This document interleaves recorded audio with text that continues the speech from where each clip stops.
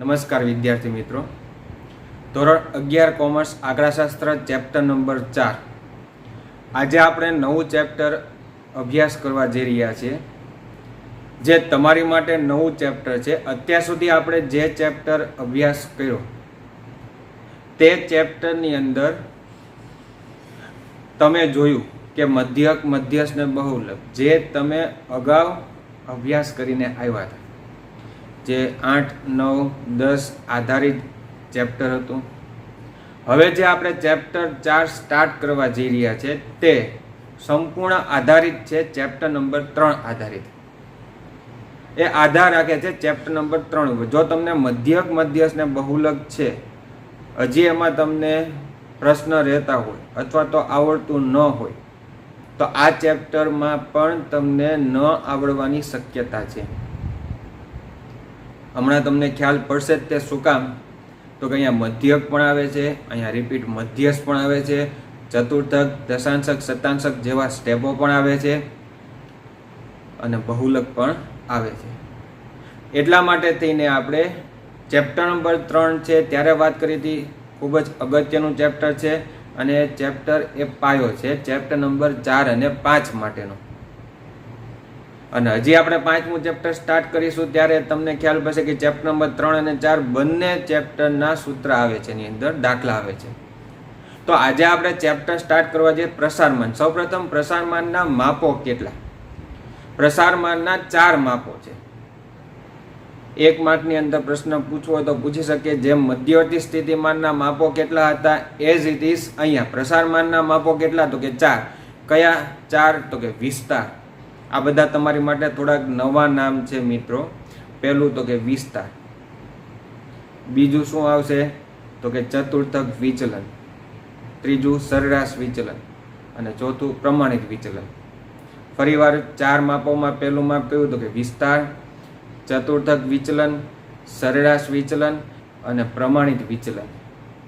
આ પ્રસારમાનના માપો છે. આમાંનું સૌથી સચોટ માપ, બેસ્ટ માપ કયું? પ્રસારમાનનું સૌથી સચોટ માપ કયું? સચોટ એટલે બેસ્ટ. જેમ મધ્યવર્તી સ્થિતિમાન જે આપણે અગાઉ ચેપ્ટર અભ્યાસ કરી ગયા એનું સચોટ માપ કયું તો કે મધ્યક હતું. મધ્યક એ બેસ્ટ કહેવામાં આવે છે. તો એમ અહીંયા પ્રસારમાન છે એનું પણ સચોટ માપ એટલે કે બેસ્ટ માપ કયું? તો પ્રમાણિત વિચલન એનું સચોટ માપ છે. તો આજે આપણે મિત્રો અભ્યાસ કરવાના છીએ સૂત્ર વિશે. માત્ર સૂત્ર જ આપણે સમજવાના છે. સૂત્રની અંદર સંકેત શું હોય, એને બોલાય કઈ રીતે, અને બીજા સંકેતો કેમ બોલી શકાય અને એ સંકેત મળે કઈ રીતે આપણને. તો હું તમને આજે બધા સૂત્ર એક સાથે સમજાવી દઉં છું. આખા ચેપ્ટરના જે સૂત્ર છે ટોપિક વાઇઝ દરેક ચેપ્ટર, દરેક સ્વાધ્યાયના સૂત્ર છે. ફોર એક્ઝામ્પલ તરીકે પહેલો સ્વાધ્યાય હોય તેમાં વિસ્તાર આવે છે, બીજો સ્વાધ્યાય હોય તો ચતુર્થક વિચલન. એમ દરેક સ્વાધ્યાયના ટોપિક છે એ પહેલા એક સાથે આપણે સૂત્ર આજે સમજી લઈએ છીએ. એમાં ઘણું તો સહેલું છે. એક જ ખાલી અગત્યનો ટોપિક છે પ્રમાણિત વિચલન, એ ખાસ ધ્યાન રાખવાનું. તો સૌપ્રથમ આપણે ચેપ્ટરની અંદર સૂત્રથી શરૂઆત કરીએ છીએ. અને સૂત્ર મિત્રો આજે જે સમજાવું છું એ સમજી કરવીને એને પાકા કરવાના છે. જો સૂત્ર પાકા હશે તો કોઈ પણ દાખલો તમારે પાકો કરવો પડશે નહીં. પછી મોટામાં મોટો દાખલો હોય કે નાનામાં નાનો દાખલો હોય. તો સૂત્રની આપણે શરૂઆત કરીએ છીએ આજે. તો ચેપ્ટર નંબર 4 છે પ્રસારમાન. પ્રસારમાનનું સૌથી પહેલું માપ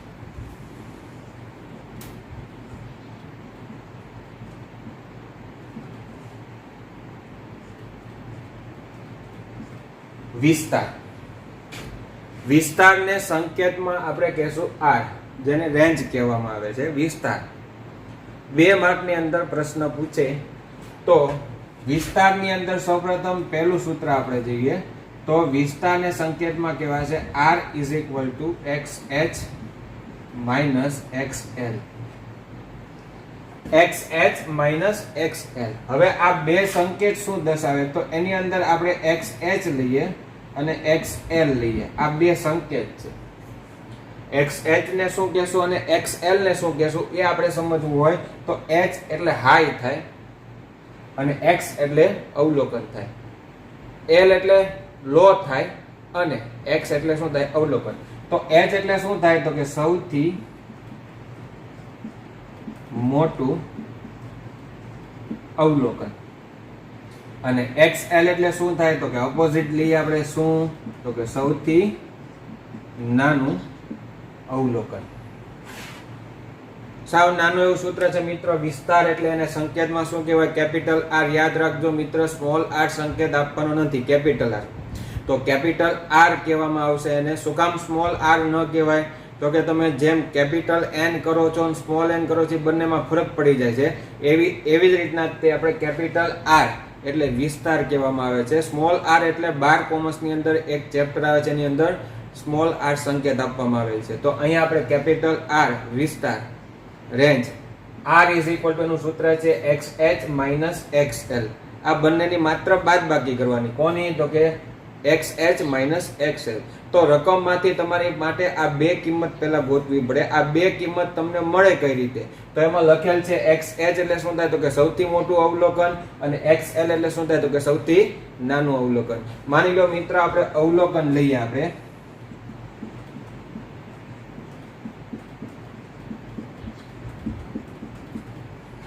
આ અવલોકન છે ફોર એક્ઝામ્પલ તરીકે. તો આમાં XH શું કહેશું અને XL શું કહેશું, બસ એટલું જ ડિસાઈડ કરવાનું છે. તો આમાં સૌથી નાનામાં નાનું અવલોકન કયું છે? તો કે 15 છે, તો આને આપણે XL કહેશું. અને સૌથી મોટામાં મોટું અવલોકન કયું છે? 40 છે, તો આપણે એને XH કહેશું. બસ બીજું કોઈ વસ્તુ આમાં કરવાની નથી. આ બે કિંમત રકમમાંથી ગોતી લેવાની. આને XH કહેશું અને XL કહેશું. માની લો તમારી માટે અવલોકનની સાથે તમને આવૃત્તિ આપી હોય, જેને સંકેતમાં આપણે f કહીએ છીએ. તો અવલોકનની સાથે આપણે આવૃત્તિ ડિસાઈડ કરતા જઈએ. માની લો આવી રીતના આવૃત્તિ છે, તો આ સતત આવૃત્તિ વિતરણ થઈ ગયું. હવે આની અંદર XH અને XL કેમ? તો અહીંયા આવૃત્તિ આપી હોય તો એમાં કોઈ વસ્તુ આપણે જોવાની થતી નથી. અવલોકન જ આપણે મેળવવાનું છે. અવલોકન સૌથી નાનું અવલોકન કયું, સૌથી મોટું અવલોકન કયું, એ જ જોવાનું. તો એમાં XL ને આપણે 15 જ કહેશું અને XH ને આપણે 80 કહેશું. સૌથી મોટું અને સૌથી નાનું અવલોકન. બસ આવૃત્તિ સામે કાંઈ જોવાનું છે નહીં. આવૃત્તિ કાંઈ લાગતી વળગતી જ નથી. તો XH એટલે સૌથી મોટું અવલોકન અને XL એટલે સૌથી નાનું અવલોકન થશે. તો રકમમાંથી તમારે માત્ર બે કિંમત ગોતવાની થશે. નેક્સ્ટ વન, આની અંદર એક બીજું સૂત્ર પણ છે, જેને કહેશું વિસ્તારાંક. આ વિસ્તારનું સૂત્ર હતું, જે આપણે સંકેત એને આપણે R આપ્યો હતો, R is equal to XH minus XL. તો બીજું સૂત્ર આનું છે વિસ્તારાંક. હવે વિસ્તારાંક છે, આવા ઘણા બધા શબ્દ આવશે છેલ્લે, રાંક, નાંક, તાંક. આના કોઈ સંકેત હોતા નથી, બરોબર? એટલે આ વિસ્તારાંક જે છે એનો કોઈ સંકેત નથી. એનું ડાયરેક્ટ સૂત્ર બને છે. સૂત્ર તો કે અહીંથી જ બનાવવાનું થાય, અંશમાં XH minus XL છેદમાં XH plus XL. ઉપર બાદબાકી, નીચે સરવાળો. ફરીવાર શું? XH minus XL upon XH plus XL. આ વિસ્તારાંકનું સૂત્ર છે.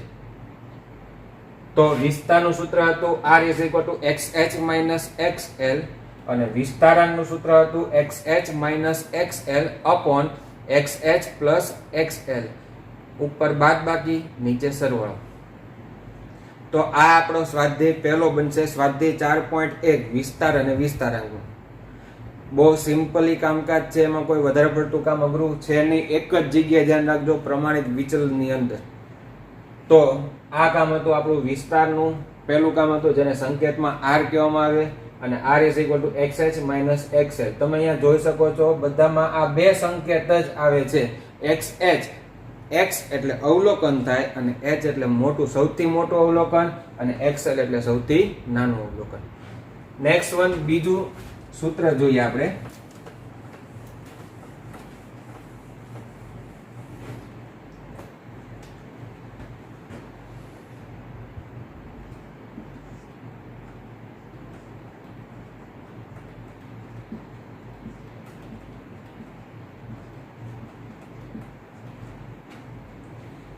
કોનું સૂત્ર છે તો કે ચતુર્થક વિચલન બીજો સ્વાધ્યાય છે, સ્વાધ્યાય 4.2. દરેક સ્વાધ્યાયની અંદર બે સૂત્ર છે.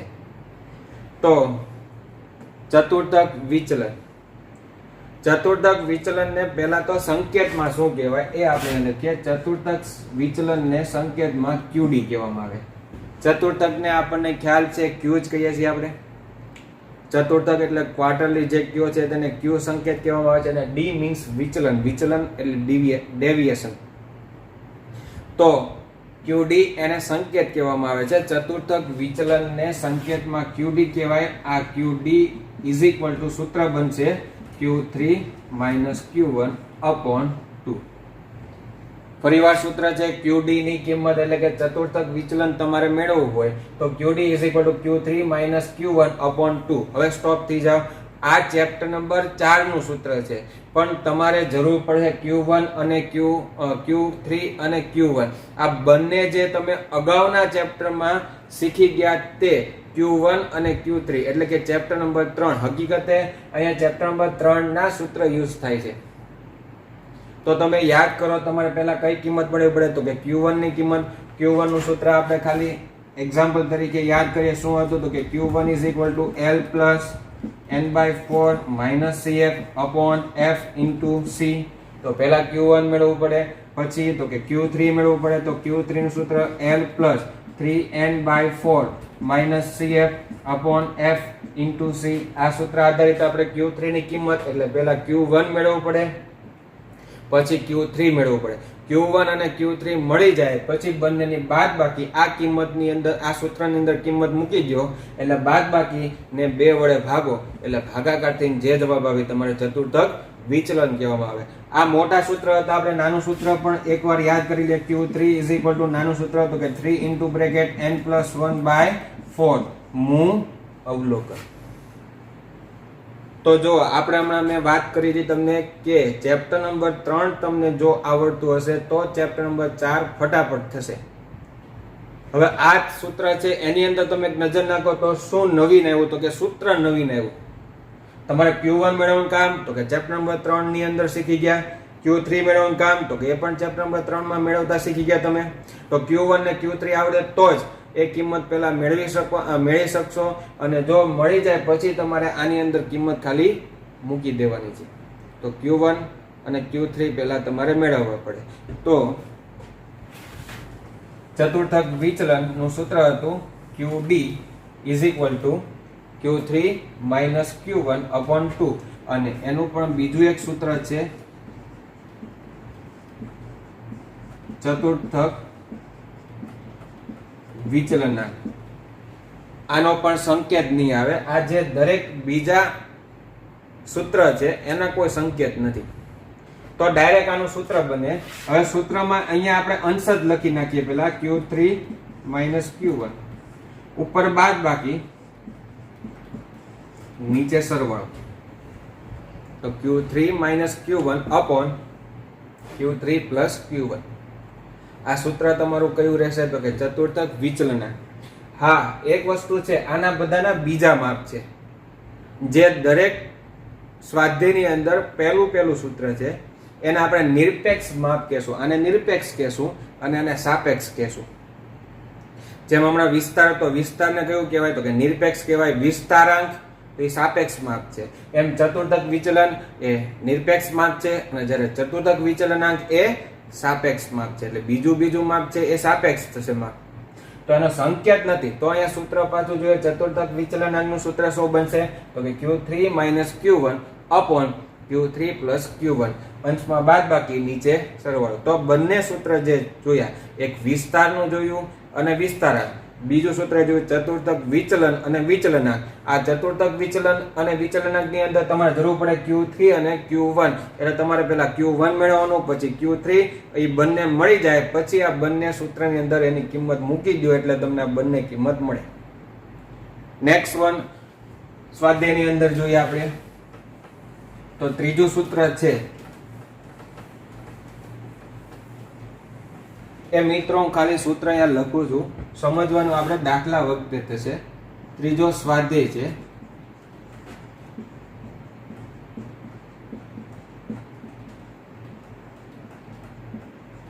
સરેરાશ વિચલન.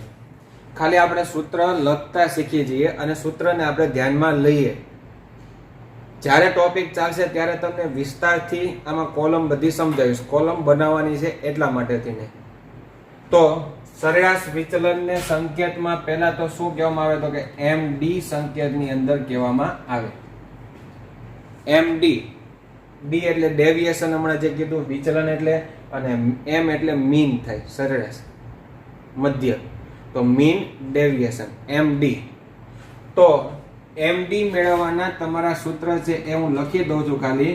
સિગ્મા માનાંકમાં x માઇનસ x બાર અપોન n. આ સૂત્ર કોનું છે? તો કે અવર્ગીકૃત માહિતી હોય ત્યારે. અવર્ગીકૃત માહિતી હોય ત્યારે. બીજું સૂત્ર છે આનું MD is equal to sigma f માનાંકમાં x minus x bar upon n. આ સૂત્ર કયું? તો કે ક્યારે યુઝ થશે? તો કે વર્ગીકૃત માહિતી હોય ત્યારે. તો આ બંને સૂત્રની અંદર અહીંયા કોલમ તમારે પહેલા માનાંક વાળી બનાવવી પડે. x માઇનસ x બાર એટલે પહેલા x બાર મેળવો. x બાર મળી જાય એટલે x માંથી તમે x બાર બાદ કરતા જાઓ, એને માનાંકમાં દર્શાવો. માનાંકમાં તમને ખ્યાલ છે માઇનસ સંખ્યા હોય એ માનાંક છોડો તો એને પ્લસ થઈ જાય. તો માનાંકમાંથી કાઢી નાખો. એ કોલમનો જે સરવાળો આવે એ અહીંયા લખવામાં આવે અને n એટલે કુલ આવૃત્તિ.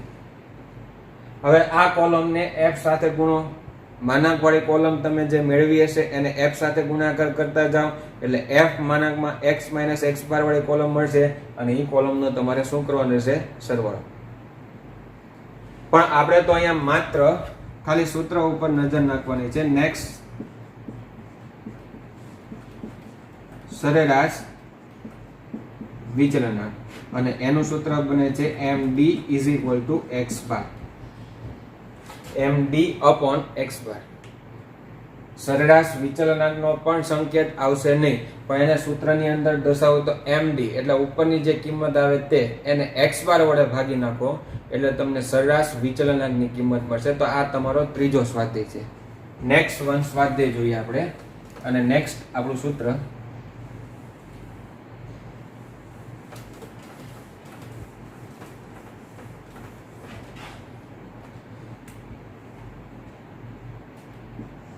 સૌથી અગત્યનો ટોપિક છે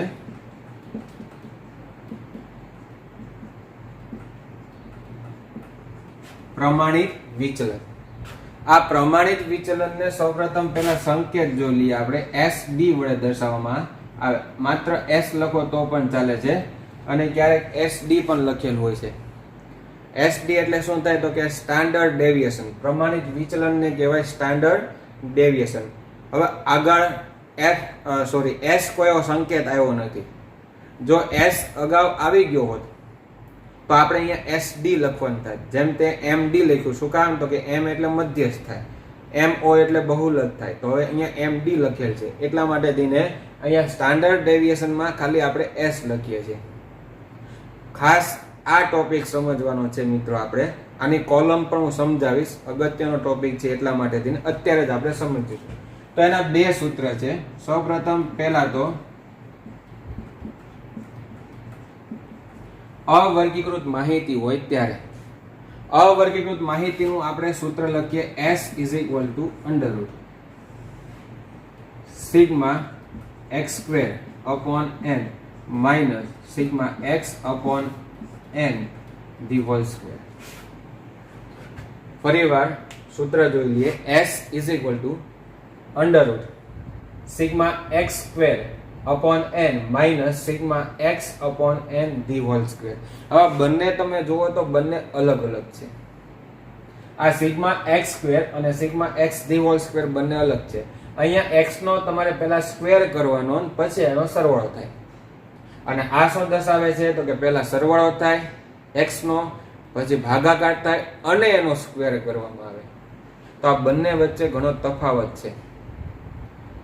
આ સૂત્ર છે મિત્રો આપણે પ્રમાણિત વિચલનનું છે. પ્રમાણિત વિચલનના ઘણા બધા ટોપિક છે પણ આમાંનો આપણે એક જ ટોપિક અભ્યાસ કરીશું અને દર વખતે આપણે આ સૂત્ર આધારિત જ કામ કરીશું. આના ઘણા બધા બીજા સૂત્ર પણ છે.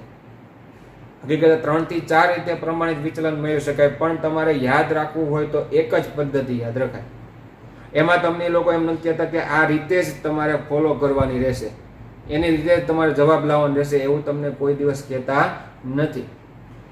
તો પ્રમાણિત વિચલન એટલે સ્ટાન્ડર્ડ ડેવિએશન, જેને સંકેતમાં S કહેવામાં આવે છે. પ્રમાણિત વિચલન મેળવવાના અવર્ગીકૃત માહિતીનું સૂત્ર છે. હવે એને સમજીએ આપણે સૂત્ર આધારિત. તો તમને અવર્ગીકૃત એટલે એક જ કોલમ મિત્રો તમને આપી હોય, કઈ? તો કે x. એની અંદર આપણે જોઈએ, માની લો આવી રીતના તમને રકમ આપેલ છે x ની. x ની કોલમ છે 3, 5 અને 6. આ કોલમ આધારિત આપણે કામ કરતા જે s = સિગ્મા એટલે શું થાય મિત્રો? તો કે સરવાળો થાય. બાજુમાં જે તમને રકમ આપી છે એ કોલમનો સરવાળો. તો અહીંયા સિગ્મા એટલે સરવાળો, કઈ કોલમનો? તો કે x² કોલમનો સરવાળો. હવે તમને આપી છે માત્ર x જ કોલમ અને તમારે સરવાળો કોનો જોઈએ છે? x² કોલમનો સરવાળો. તો તમારે આનો સ્ક્વેર કરતા જવાનો અને કોલમ તમારે બનાવવી પડે, કઈ? તો કે x². આ કોલમ તમારે બનાવવી પડે. તો આનો શું કરતા જવાનો મિત્રો? સ્ક્વેર કરતા જઈએ. 3 નો સ્ક્વેર 9, 5 નો સ્ક્વેર 25, 6 નો સ્ક્વેર 36. ઈ કોલમનો સરવાળો, ઈ સરવાળાને આપણે શું કહેશું? તો કે સિગ્મા x². x² કોલમનો સરવાળો જે સિગ્મા x² આપણે અહીંયા મૂકવામાં આવશે. Upon n. n એટલે શું થાય? તો કે અવલોકનોની સંખ્યા થાય. કેટલા અવલોકન આપ્યા છે તમને અહીંયા જોવો તો કે 3 છે. તો કે n = કેટલા આવશે? તો કે 3 આવશે. Minus into bracket. સિગ્મા એટલે શું થાય? સરવાળો. બાજુમાં લખ્યો છે કોનો સરવાળો જોઈએ? જુઓ તો બાજુમાં લખેલ છે તો કે કોનો સરવાળો? x નો. તો x તો તમારી પાસે ઓલરેડી છે જ. ઈ કોલમનો સરવાળો કરી નાખવાનો, જેને શું કહેશું આપણે? Sigma x. ઈ સિગ્મા x અહીંયા મૂકવાના થશે. Upon n. n એટલે અવલોકનોની સંખ્યા. તો કે એનો પહેલા તો સૌપ્રથમ ભાગાકાર થાય. ભાગાકાર જે આવે એનો સ્ક્વેર થાય અને ઈ આ ભાગાકારમાંથી શું થશે? આ બંનેની બાદબાકી, અને બાદબાકી થઈ જાય પછી વર્ગમૂળ નીકળે. તો તમને કિંમત મળે કોની? s ની. એક જ કોલમ મિત્રો આપી હશે. નેક્સ્ટ વન સૂત્ર જોઈએ આપણે. પ્રમાણિત વિચલન મેળવવાનું બીજું સૂત્ર છે, પણ કઈ માહિતી? હવે તો કે વર્ગીકૃત માહિતી. હવે ઉપર એક જ સૂત્ર પાકું કરાય. જો મિત્રો સૂત્ર પાકું કરવું હોય તો ટ્રીક યુઝ કરતા જવાય. તમે બધા દર વખતે સૂત્ર ગોખી નાખો તો ગોખેલું હંમેશા માટે બહુ લોંગ ટાઈમ ન રહે. તો એની કરતા પાકું કરો. તમે જેમ વિસ્તારનું સૂત્ર જોયું xh - x, તો વિસ્તારાંક એની ઉપરથી કેમ યાદ રાખવું? તો કે ઉપર બાદબાકી નીચે સરવાળો. પછી તમે બીજા સૂત્રમાં જોયું ચતુર્થક વિચલન qd = તો કે q3 - q1/2. તો એમાં બીજું સૂત્ર ચતુર્થક વિચલનનું સૂત્ર કેમ યાદ રહે? તો કે ઉપર બાદબાકી નીચે સરવાળો. q3 - q1/q3 + q1. As it is આ એક સૂત્ર યાદ રાખવાનું કે s = sigma x² - sigma x/n the whole square. As it is એ સૂત્ર આધારિત આપણે બીજું સૂત્ર આપણે કેમ લખાશે? તો કે અહીંયા બાજુમાં f લાગી જાય માત્ર. તો વચ્ચે f લગાડી દો. ઉપરથી સૂત્ર આપણે આવું થશે sigma fx² - sigma fx/n the whole square. તો આ સૂત્ર તમારું બન્યું આવી રીતના. s = અહીંથી જ આપણે જોઈએ વચ્ચે f લગાડી, x હતો અહીંયા fx આવી જાય. તો sigma fx² - sigma fx/n the whole square. આ આપણું સૂત્ર થયું. હવે આની કોલમ આપણે બનાવતા ફટાફટ જોઈ લઈએ. તો કે કોલમની અંદર માની લો તમને કોલમ આપે x અને f, આમ બે કોલમ આપી હોય.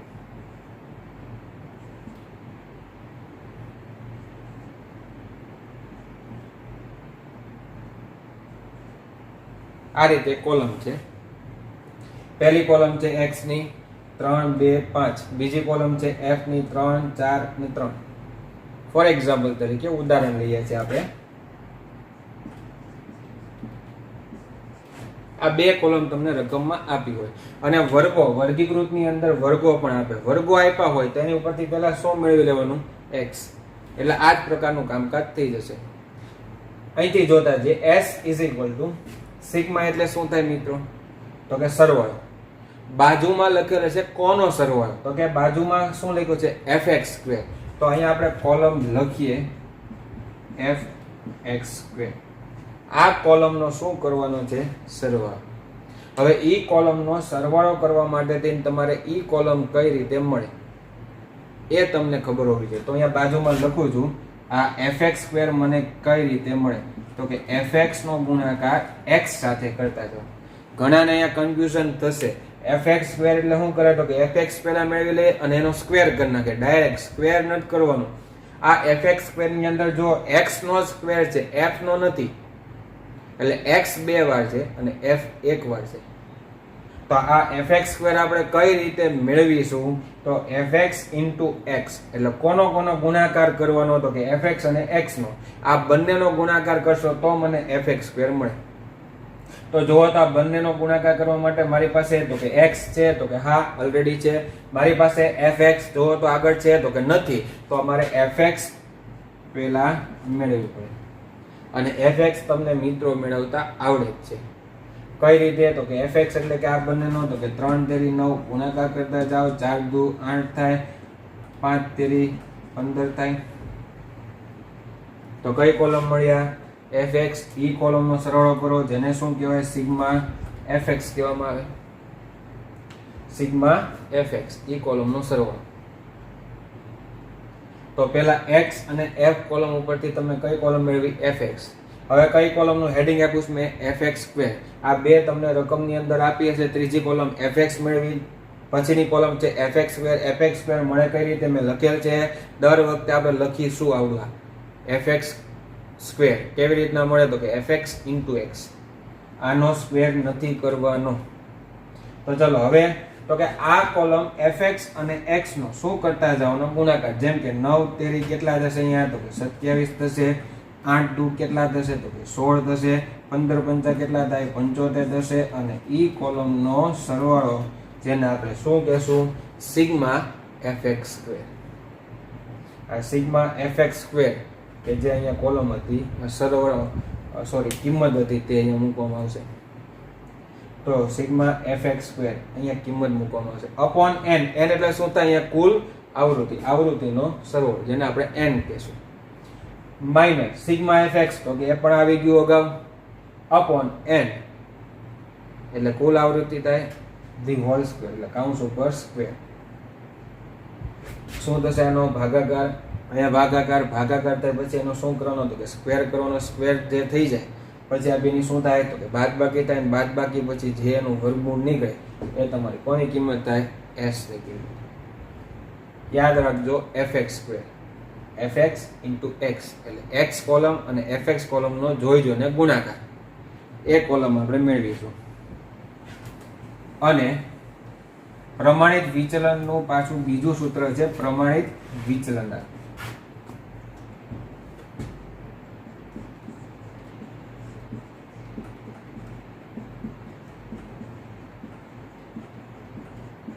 પ્રમાણિત વિચલન અને એનું સૂત્ર અહીંયા છે, તો કે s upon x બાર.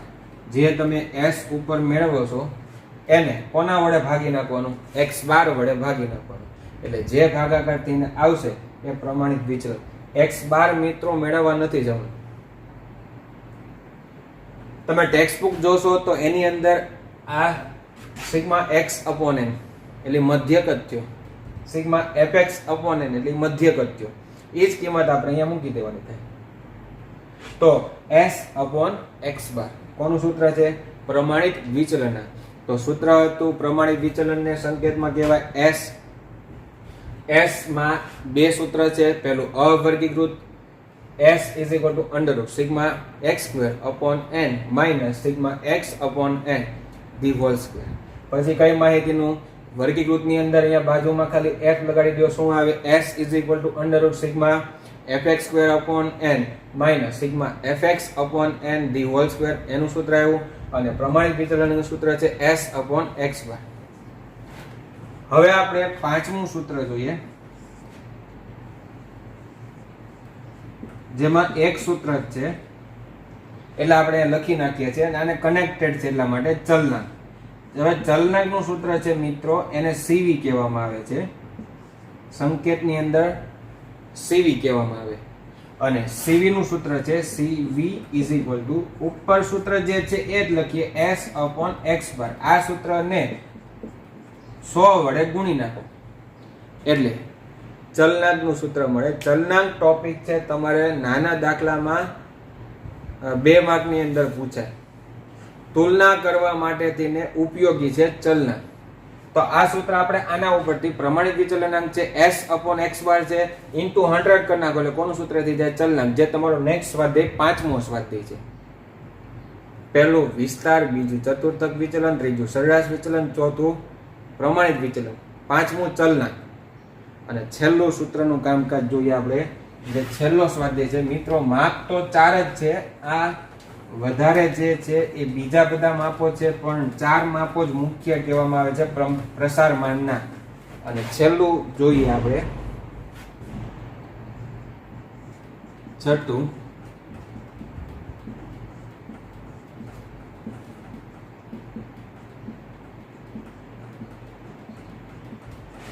મિશ્ર પ્રમાણિત વિચલન. મિશ્ર પ્રમાણિત વિચલન. પ્રમાણિત વિચલનને તમે સંકેતમાં અમને જોયું શું કહેવાય ને, S કહેવામાં આવે. પ્રમાણિત વિચલન સંકેતમાં શું કહેવાય? S કહેવામાં આવે. અને મિશ્ર એટલે કમ્બાઈન કહેવામાં આવે. તો અહીંયા સંકેત શું બનશે? SC બનશે. મિશ્ર પ્રમાણિત વિચલન SC. SC is equal two, સૂત્ર લખું છું અહીંયા હું,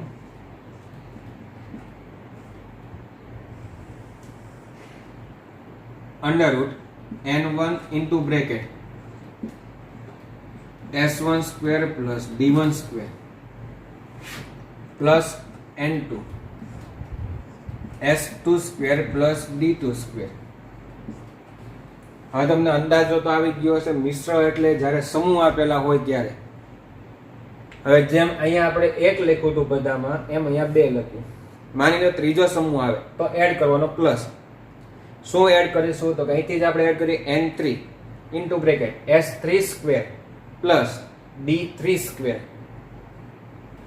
તો સમૂહ એડ કરતા જવાના, ના છેદમાં શું આવશે? n upon n. મિશ્ર એટલે કમ્બાઈન. પ્રમાણિત વિચલન. પ્રમાણિત વિચલન સંકેતમાં S કહેવાય અને મિશ્ર છે એટલે C કહેવામાં આવે.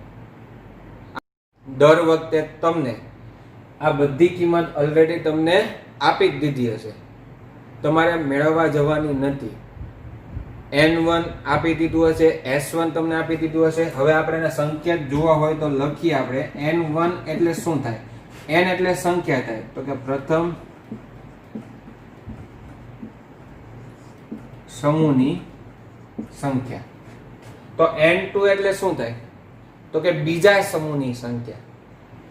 n3 એટલે શું થાય? તો કે ત્રીજા સમૂહની સંખ્યા.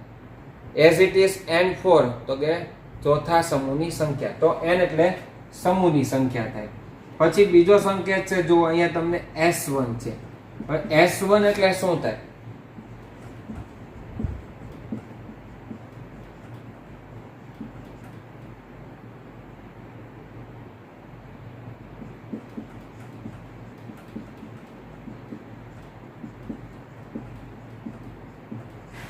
પ્રથમ સમૂહનો પ્રમાણિત વિચલન કે જે ઓલરેડી રકમની અંદર તમને આપી દીધો હશે. પ્રથમ સમૂહનો પ્રમાણિત વિચલન જે તમને ઓલરેડી આપી દીધો. S1 ની કિંમત આપી છે, S1 ની કિંમત આપી હોય એનો તમારે સ્ક્વેર કરવાનો. તો પ્રથમ સમૂહનો પ્રમાણિત વિચલન. તો S2 ને શું કહેવાય? તો કે બીજા સમૂહનો પ્રમાણિત વિચલન કહેવામાં આવે. S3 તો કે ત્રીજા સમૂહનો પ્રમાણિત વિચલન. પછી છે શું છે? તો કે D1 છે. હવે D1 મેળવવું પડે તમારે મિત્રો. તો D1 મેળવવાનું સૂત્ર છે x bar 1 - x bar c. D1 is equal two સૂત્ર છે તમારું મેળવવાનું x બાર 1 - x બાર c. આ D1 અને D2 મેળવવાનું સૂત્ર છે. તો D2 મેળવવાનું સૂત્ર શું થશે? આપણે એમાં આગળ વધારીએ તો કે x બાર 2 - x બાર c. તો D2 ઇઝ ઇક્વલ ટુ મેળવવું પડે તમને, જે તમને આપ્યું નહીં હોય. એની માટે આ બંને કિંમત તમને ઓલરેડી આપી દીધી હશે, અને ન આપી હોય તો મિશ્ર મધ્યક તમારે મેળવવો પડે. તો x બાર 1 માઇનસ x બાર c એ કોની કિંમત થઈ તો કે d1 અને d2 ઇઝ ઇક્વલ ટુ તો કે x બાર 2 માઇનસ x બાર c આ મેળવવું પડે તમારે. તો આ n1 તો કે પ્રથમ સમૂહની સંખ્યા, s1 તો કે પ્રથમ સમૂહનો પ્રમાણ વિચલન જે ઓલરેડી રકમની અંદર તમને આપી દીધો હશે. અહીંયા d1 છે.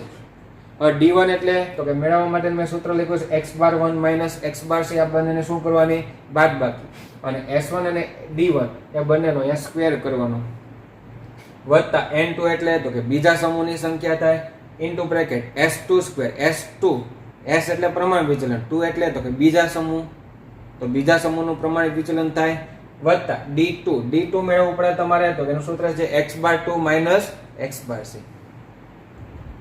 તો આ હતી વાત હતી મિત્રો સૂત્રની. બધા એક સાથે સૂત્ર હું દર્શાવું છું તમને, અને આ 6 સ્વાધ્યાય છે જે આપણું સૂત્ર નંબર 6 હતું, એટલે 6 સ્વાધ્યાય છે. હા, ચેપ્ટર આ 3 ચેપ્ટર થોડાક મોટા છે, ચેપ્ટર નંબર 3, 4 અને 5 એ આપણે નિરાતે અભ્યાસ કરીએ છીએ એટલા માટે થઈને કે આપણે અગાઉ પછી જે આપણે અભ્યાસ કરીશું એની અંદર બધી જગ્યાએ તમારા ઉપયોગી બનશે. એટલે આ પાયાના ચેપ્ટર છે એટલા માટે થઈને મિત્રો ખાસ ધ્યાન રાખજો. પહેલું આપણે સૂત્ર જોયું વિસ્તારાંક, બીજું જોયું ચતુર્થક વિચલનાંક, ત્રીજું જોયું સરેરાશ વિચલનાંક, ચોથું જોયું પ્રમાણિત વિચલનાંક, પાંચમું જોયું ચલનાંક, અને છઠ્ઠું જોયું મિશ્ર પ્રમાણિત વિચલન. તો અહીંયા આપણે સૂત્રનું કામકાજ પૂર્ણ થાય છે. નેક્સ્ટ લેક્ચરની અંદર જ્યારે આપણે અભ્યાસ કરીશું ત્યારે પહેલા સૌપ્રથમ સૂત્ર તમારે પાકા થયેલા હોવા જોઈએ, અને એક ટોપિક આપણે આગળ અભ્યાસ કરતા જશું. Thank you very much.